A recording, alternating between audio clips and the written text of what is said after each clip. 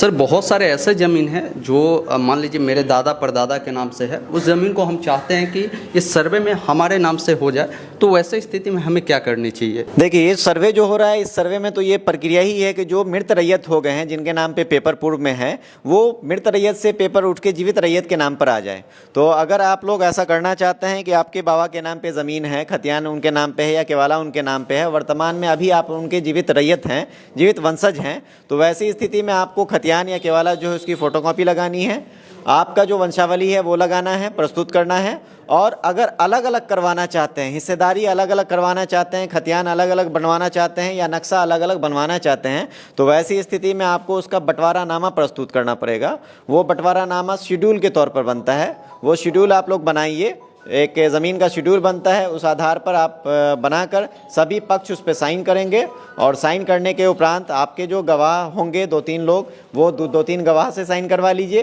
उसको हम लोग अपने स्तर से भी एक बार सत्यापित करेंगे कि आपके भाइयों के बीच में जो बंटवारा हुआ है, इस बंटवारा से आपके सभी भाई सहमत हैं या नहीं है, साइन उनके द्वारा ही किया गया है या फिर कोई जाली साइन किया गया है। ये सारी चीज़ का सत्यापन हम लोग अपने स्तर से भी करवाते हैं और सत्यापन होने के उपरांत अगर सभी लोग सहमत पाए जाते हैं तो उसके अनुसार फिर आपका अलग अलग खाता और नक्शा बनाने की प्रक्रिया शुरू हो जाती है। तो इस सर्वे में ये ऑप्शन आप लोगों को दिया गया है कि अगर अलग करवाना चाहते हैं तो बंटवारानामा आप बनाइए, सभी की सहमति दिखाइए, सहमति के अनुसार अलग अलग खतियान दर्ज हो जाएगा।